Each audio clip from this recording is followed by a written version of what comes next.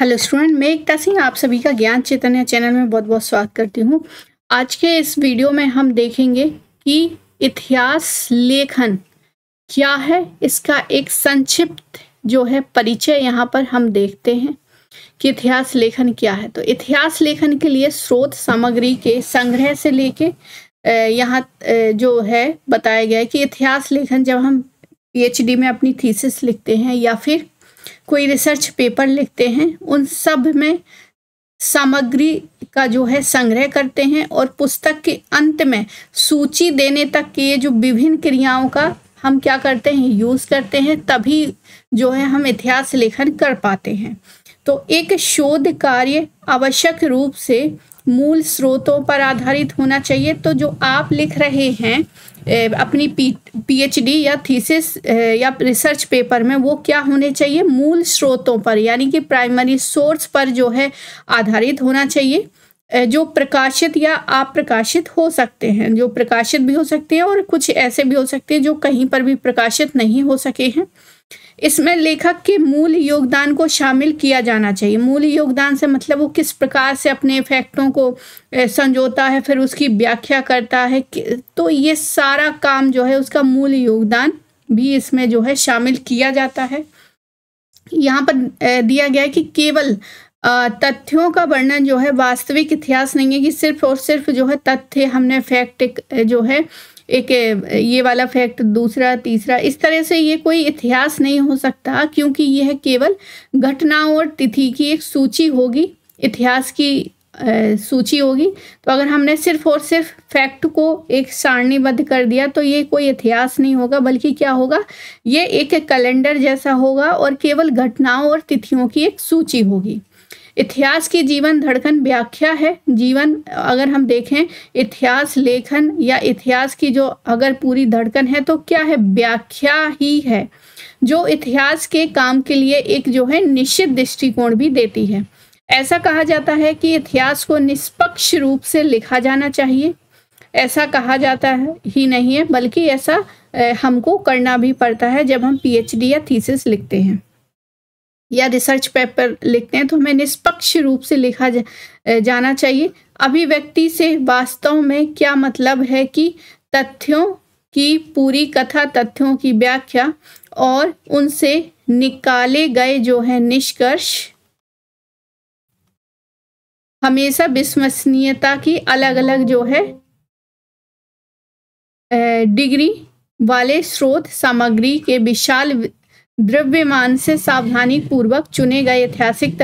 तो यहाँ पर जो बात कर रहा है ये है कि जितने भी हमारे फैक्ट हैं वो बहुत ही विश्वसनीय होने चाहिए और बहुत ही सावधानी पूर्वक चुने जाने चाहिए। अगर हमने जो फैक्टों का चुनाव है, अगर हमने ठीक ढंग से नहीं किया तो क्या होगा, जो हमारी जो नींव रखी होगी वो ठोस नहीं होगी और ऐतिहासिक तथ्यों की जो ठोस नींव पर आधारित, ठोस नींव मतलब बहुत ही ऑथेंटिक सोर्स हमने लिए हैं। निष्पक्षता को यदि चरम पर ले जाया जाए तो घटनाओं की सूखी और बेजान सूची होती है। और यही नहीं, अगर हम निष्पक्षता को बहुत ज़्यादा उसमें रखते हैं कि नहीं बिल्कुल निष्पक्ष होना चाहिए, हमारा एकदम सत्य होना चाहिए, सत्य तो होना चाहिए, लेकिन वो सब की सब जो है घटनाएं बहुत ही मज़ेदार नहीं होंगी और जो श्रोता या फिर उसको पढ़ने वाला रीडर होगा वो क्या लगेंगे उसको, सूखी और बेजान, मतलब बहुत बोरिंग इतिहास क्या हो जाएगा, बन जाएगा। इसलिए जो है व्यक्ति परक को यदि चरम, तो ये तो हो गई निष्पक्षता, ऑब्जेक्टिविटी को। वहीं अगर हम बात करें व्यक्ति परक को यानी कि सब्जेक्टिविटी, तो ये निष्पक्षता जो है वो ऑब्जेक्टिविटी है। तो इसकी हम बात करें कि किस, ना तो निष्पक्षता को बहुत चरम सीमा पर ले जाना है और ना ही व्यक्ति परक को उसको बिल्कुल एकदम एक्सट्रीम में नहीं करना है। और इसके अगर हमने कर दिया तो इसके परिणाम स्वरूप एक अत्यधिक जो है पक्षपाती कार्य होगा, बहुत ही पक्षपातीपूर्ण हो जाएगा, जो कि अक्सर जो है जो हमारी वास्तविक घटनाएं उससे बहुत अलग हो जाएगा। व्यक्ति परक को यदि एक निश्चित बिंदु से परे पीछा किया जाए तो यह लेखन जो है इतिहास के बजाय कल्पना पर आधारित हो जाएगा। व्यक्ति परक लेखन मतलब कुछ बनी बनाई बातें हमने उसमें जो है अपने अकॉर्डिंग रख दी, तो ये क्या हो गया, व्यक्ति परक। इसी तरह एकमात्र वस्तुनिष्ठ तो कोई भी अपने आप में जो है वो परफेक्ट नहीं है, ना तो हम इसको लेके पूर्णतया एक्सट्रीम पर नहीं ले जा सकते और ना ही व्यक्तिपरक को। इसी तरह एकमात्र वस्तुनिष्ठ ये भी अभाव होगा, जबकि मात्र व्यक्तिपरक का कार्य भी वास्तविक घटनाओं से कोई संबंध नहीं होगा। अब क्या है, ऐतिहासिक तथ्यों को अलग करने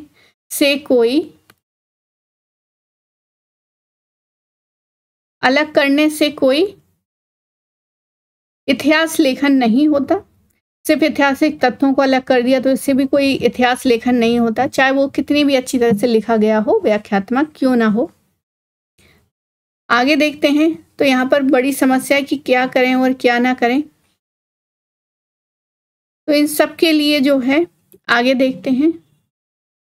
अब यहाँ पर जो है एक रांके है, इतिहासकार रांके, ये कहते हैं कि इतिहास को, हमारा जो इतिहास है, इतिहास को क्या है, अतीत का न्याय करने वाला।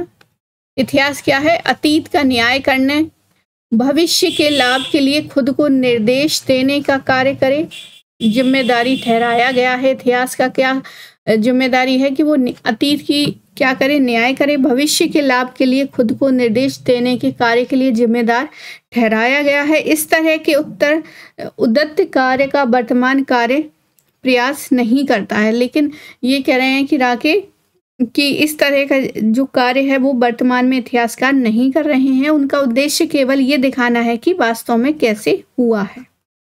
तो यहाँ पर वो कह रहे हैं कि हिस्टोरियन का जो उद्देश्य है ये होना चाहिए कि वास्तव में आखिर घटनाएं घटी तो क्या घटी, इन घटनाओं के पीछे क्या कारण रहे होंगे और जो कारण ले रहे हैं वो कितने विश्वसनीय होने चाहिए, इस पर फोकस होना चाहिए। अब यहाँ पर जो है रांके की आलोचना महान अमेरिकी, ये उसमें है ऑब्जेक्टिविटी के, उसमें उसने कहा था कि ऑब्जेक्टिविटी होना चाहिए। तभी यहाँ पर महान जो है अमेरिकी इतिहासकार चार्ल्स बियर्ड जो हैं कहते हैं कि कम किसी व्यक्ति से नहीं है, मतलब ये भी जो है ये व्यक्तिपरक लेखक हैं चार्ल्स बियर्ड, और ये व्यक्तिपरक लेखों को ही, क्योंकि वो बहुत मज़ेदार रोमांचक होते हैं, इसलिए ये व्यक्तिपरक लेखकों के रूप में ये जाने गए हैं। तो इन्होंने इसकी आलोचना की। एक आदर्शकार वह होगा जो दूसरे की कीमत पर या एक को बनाए बिना। तो यहाँ पर एक इम्पोर्टेंट बात ये बताई गई है कि एक आदर्श कार्य वो होगा जो हम ऑब्जेक्टिविटी को भी कुछ ज़्यादा लें और सब्जेक्टिविटी को क्या लें, कुछ थोड़ा, ताकि जो हमारा पूरा काम है वो क्या बने, रोमांचक बने और पढ़ने वाला क्या रहे, बोरिंग और इस तरह से फील ना करे। तो ये सारी चीज़ें होनी चाहिए। आगे देखते हैं। इसलिए इतिहास का एक अच्छा काम लिखने के लिए हमें विभिन्न स्रोतों, अब ये तो हो गई कि क्या होने चाहिए, ऑब्जेक्टिविटी होनी चाहिए कि सब्जेक्टिविटी। तो फाइनली निष्कर्ष निकलता है कि यहाँ पर ऑब्जेक्टिविटी होने के साथ साथ कुछ जो है सब्जेक्टिविटी होना चाहिए, कुछ, ऐसा नहीं कि बहुत कुछ। आगे है इसलिए इतिहास, अब आगे लिखेंगे इतिहास को। तो यहाँ पर जो है प्रासंगिक ऐतिहासिक सामग्री के संग्रह से शुरू करना होता है और हमें विभिन्न प्रकार के स्रोतों की प्रकृति शोध छात्रों के लिए सबसे बड़ी उपलब्धि और इतिहास लिखने के लिए उनके संभावित उपयोग के अध्ययन की ओर ले जाता है। भारतीय इतिहास के अध्ययन के स्रोतों को मोटे तौर पर पुरातात्विक, पुरालेखीय, संख्यात्मक, साहित्यिक और विधिक के रूप में जो है वर्गीकृत किया जा सकता है। विविध स्रोतों में यात्रियों के खाते, अब विभिन्न स्रोतों मतलब ऐसा नहीं है कि सिर्फ एक ही तरह हमने सिर्फ पुरातात्विक ले लिए, साहित्य नहीं लिए। तो यहाँ पर विभिन्न तरह के हमें साहित्य खंगालने पड़ेंगे किसी टॉपिक से रिलेटेड, तभी हमारा जो है पूरा इतिहास लेखन कंप्लीट होगा। किसी एक सोर्स पर हम डिपेंड नहीं रहेंगे, हमें विविध स्रोतों, चाहे वो यात्रियों के खाते हों, कला हो, वास्तुकला हो, परंपरा आदि शामिल क्या होने चाहिए, इसमें होने चाहिए। शोध सामग्री की खोज जो है इतिहास कार्यों के अंत में दी जाती है। तो कोई भी थीसिस उठा के आप देखेंगे तो जितने भी उस थीसिस में कहाँ कहाँ से जो लिया गया है वो सारा उसके अंत में जो है स्रोत जो हैं दिए रहते हैं। ग्रंथों की सूची की सहायता से हम ये पता कर सकते हैं कि जो है यहाँ पर किस प्रकार से उसने सोर्स यूज किए हैं। और सूची पर स्वतंत्र कार्यों की सहायता से विभिन्न वर्णनात्मक यानी कैटलॉग की सहायता से आदि तकनीकी रूप से हेरिस्टिक के रूप में जाने वाली प्रक्रिया में शामिल है। ये इतिहास लेखन में पहला चरण है। इसमें नोट्स बनाने की तकनीक भी शामिल की गई है। तो यहाँ पर नोट्स बनाने की तकनीक भी जो है शामिल की गई है कि पूरी इतिहास लेखन में किस प्रकार से जो है हम नोट्स बनाते हैं। तो जब हम इतिहास लेखन यानी हिस्टोग्राफी पढ़ेंगे यूजीसी नेट के जो यूनिट 10 है उसमें नोट टेकिंग कैसे करते हैं वो भी यहाँ पर जो है सम्मिलित किया गया है। तो ये भी बहुत इम्पोर्टेंट है।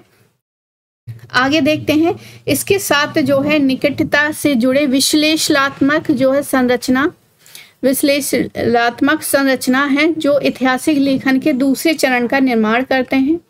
ये तो पहला चरण हो गया कि किस प्रकार से सब्जेक्टिविटी, और दूसरे चरण में हम यहाँ पर रखेंगे कि विश्लेषणात्मक संचालन का उद्देश्य जो है स्रोतों की विश्वसनीयता का पता लगाना है कि जो भी हम चीजें ले रहे हैं वो कितने विश्वसनीय हैं या फिर यूं ही हैं। जब तक श्रम साध्य के रूप में एकत्र की गई जो है सामग्री, मतलब जो भी हमने फैक्ट कलेक्ट किए हैं, जो सामग्री हमने कलेक्ट किए हैं वो कितनी विश्वसनीय होनी चाहिए। विश्वसनीय और ऐतिहासिक साबित नहीं होती तब तक उसका उपयोग हमें इतिहास के काम में नहीं लेना चाहिए।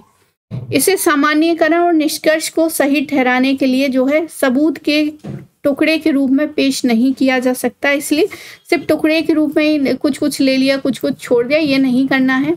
इसलिए इतिहास लिखने के लिए स्रोतों का उपयोग करने से पहले उनकी जो है विश्वसनीयता जो है हमें सबसे पहले जांच लेनी है। यदि स्रोत जो है सामग्री के संग्रह की तुलना मोटे पत्थर के उत्खनन से की जा सकती है तो विश्लेषणात्मक संचालन की तुलना जो है पत्थरों की चिलिंग और ड्रेसिंग से की जानी चाहिए। तो यहाँ पे चिलिंग और ड्रेसिंग मतलब जो भी हमने फैक्ट लिए हैं उसकी चिलिंग ड्रेसिंग करके हमें जो है इतिहास में उसका संरचना के लिए इस्तेमाल करना है। निर्माण में सेवा बनाते हैं तो इस तरह से दिया गया है कि जो हम स्रोत हैं उसका हम चिलिंग ड्रेसिंग ये सब से ही की जाती है। जिस प्रकार से जो है पत्थरों की चिलिंग ड्रेसिंग की जाती है उसी प्रकार से सोर्सों की भी की जानी चाहिए। कच्चे माल की सोर्स क्या है? कच्चे माल है। सोर्स क्या है? हमें कच्चे माल ही मिलते हैं। फिर उसको एक व्यवस्थित रूप से या अंतिम निर्माण स्वाभाविक रूप से अंतिम दो चरणों को चिन्हित करेगा जो अनुसंधान पद्धति में सिंथेटिक संचालन और प्रदर्शनी द्वारा जो है दर्शाया गया है। आगे देखते हैं सिंथेटिक संचालन क्या है। सिंथेटिक संचालन जो है बेजान, अलग अलग, अर्थहीन और सूखे तथ्यों को घटना और तथ्यों और ताकतों की एक जुड़ी जो है सार्थक, दिलचस्प है और कभी कभी ज्ञानवर्धक जो है कथा में बदलने के लिए जादू स्पर्श भी प्रदान करती है। तो सिंथेटिक संचालन हो गया। प्रदर्शनी के चरण में इसी सभी शोध के परिणाम जो है इस सभी सोच के, इस सभी व्याख्या को एक ऐसी शैली प्रस्तुत किया जा सकता है जो काम को आसानी से समझने योग्य बनाता है। लेखक के मुख्य योगदान पर उचित जोर दिया जाता है और जो पूरे काम के माध्यम से चल रहे लेखक के दृष्टिकोण को उच्च राहत में लाता है। इसके अलावा आगे है यहाँ पर जो है जैसे मोती एक धागे में पिरोए जाते हैं उसी तरह से यहाँ पर एक फैक्टों की कड़ियाँ बनाई जाती हैं, उसको व्यवस्थित की जाते हैं। इतिहास के अब अज्ञात पहलू जो हैं प्रकाश उनको देना होता है और इसे एक अलग अर्थ और महत्व देता है और सबसे ऊपर जो कुछ असाधारण मामलों में ऊंचा उठाता है और सबसे ऊपर जो कुछ असाधारण मामले में ऊंचा उठाता है मनुष्य का मन एक उच्च स्तर पर पहुंच जाता है। तो जब हम रिसर्च करते हैं तो ये सब करने के बाद हम एक स्तर तक पहुंचते हैं जो उसे जीवन में एक अर्थ खोजने के सक्षम बनाता है और फिर वो एक जो रिसर्चर है वो एक अर्थ खोजने में क्या बन जाता है? सक्षम, योग्य बन जाता है और कभी कभी पूरे देश को एक महान कार्य की खोज के लिए भी प्रेरित करता है। तो रिसर्चर क्या करता है? अपनी रिसर्च के माध्यम से जो है अर्थ खोजने में सक्षम हो जाता है, और क्या पता उसकी जो थीसिस है वो आगे प्रेरित करे कि हाँ, कई लोग इस तरह की थीसिस क्या कर सकते हैं, बना सकते हैं, काम कर सकते हैं, इतिहास लेखन कर सकते हैं। यदि इसमें से प्रत्येक संचालन अर्थात स्रोत सामग्री, अब यहाँ पर देखिए जितने भी बड़े बड़े हिस्टोरियन हैं उनकी जब हम बुक पढ़ते हैं तो एक लेखन हमें दिखाई देता है कि उसने किस प्रकार से फुटनोट डाले हैं, किस प्रकार के सोर्स लिए हैं, सोर्सों के लिए वो कहाँ कहाँ गया है। तो ये सब क्या है, प्रेरित करने के ही कार्य हैं। और फिर उसको संग्रहित, विश्वसनीयता स्थापना और ये सब जो है तथ्यों को सही आदेश या व्याख्या करना, प्रदर्शनी ठीक से की जा रही है, इतिहास का परिणाम जो है अच्छा और उसके नाम लायक होगा। तो ये एक हमें एडिशनल उसमें मिलता है कि जब हम थीसिस लिख लेते हैं तो उसकी क्या प्रासंगिकता आगे रही होगी, वो रिसर्चर के काम पर निर्भर करता है। तो और ये काम जो है हमने ऊपर से नीचे तक देखा कि किस प्रकार से करना है, कैसे सोर्स खरीदने नहीं ढूंढने हैं और किस कहाँ कहाँ जाना है। अब इन सब के लिए जो है अनुसंधान कार्य में कई कमियां रह जाएंगी। ऐसा नहीं है कि हमेशा जो है परफेक्ट होता है, कभी ना कभी जो है रिसर्च में जो है हम हर एक फैक्ट या दृष्टिकोण से हम जो है रिसर्च नहीं कर सकते हैं। एक तो हमें क्राइटेरिया हमें डिसाइड करना है, टाइम डिसाइड करते हैं, तो कोई ना कोई कमियां जरूर रह जाती हैं। अभिलेखागार हो गए, पुस्तकालय संग्रहों में घंटों जो है श्रम किया जाता है, किसके अंतर्गत, जब हम रिसर्च या फिर कोई पेपर या बुक्स लिखते हैं। कल्पनाशील शक्ति का कुशल उपयोग करते हैं, और ऐसा ही नहीं है जब हम व्याख्या करते हैं तथ्यों की तो उसमें हमारी सबसे पहले कल्पनाशील ही जो है कुशलता का यूज होता है। सोच संचय का सही अभ्यास होता है। अनुसंधान के परिणामों का स्पष्ट रूप से प्रस्तुतिकरण करने की क्षमता हमें आ जाती है। भाषा पर काफ़ी अच्छी पकड़ हो जाती है। जब तक हम रिसर्च में नहीं जाते, जब तक हमारी टूटी फूटी जो है लैंग्वेज होती है, चाहे वो हिंदी हो चाहे इंग्लिश हो और भी, लेकिन जब हम रिसर्च करते हैं तो हमारी भाषा पर एक अच्छी पकड़ बन जाती है। एक शब्द के हम बहुत सारे जो है मीनिंग बता सकते हैं। कुछ इस तरह से हमें ये योग्यता आ जाती है। ईमानदारी और दृढ़ विश्वास और साहस आ जाता है। ये आवश्यक गुण है जो एक शोधकर्ता के पास होने ही चाहिए, तभी वो जो है अपना जो है रिसर्च वर्क कर पाएगा। तो आई होप आपको ये समझ में आया होगा कि हमें एक सोर्स इतिहास लेखन के लिए क्या क्या चीज़ें चाहिए। तो यहाँ से जो जितने भी टॉपिक हैं वो हम करेंगे अपने उसमें और पूरे करेंगे। यूनिट 10 को हम कंप्लीट करेंगे। पहले भी मैंने यूनिट 10 जो है करा रखी है, यूनिट 10 को करा रखा है, तो वहाँ से भी देख सकते हैं। और अभी जो है न्यू, तो इसके लिए आपको जो है ज्वाइन करना पड़ेगा, तभी आपको ये सारी चीज़ें जो है एक नए सिरे से जो है मिलेंगी। और ये इस बुक का जो रेफरेंस रहेगा वो चिटनिस की जो बुक है इंग्लिश वाली, वहाँ से लेकर मैंने इसको लिखा है। तो आप बुक को भी कर सकते हैं, जो हिंदी मीडियम के वो यहाँ पर ज्वाइन करके इसका लाभ भी उठा सकते हैं। तो चलिए मिलते हैं अगले वीडियो में। पूरा वीडियो देखने के लिए आप सभी का बहुत बहुत धन्यवाद।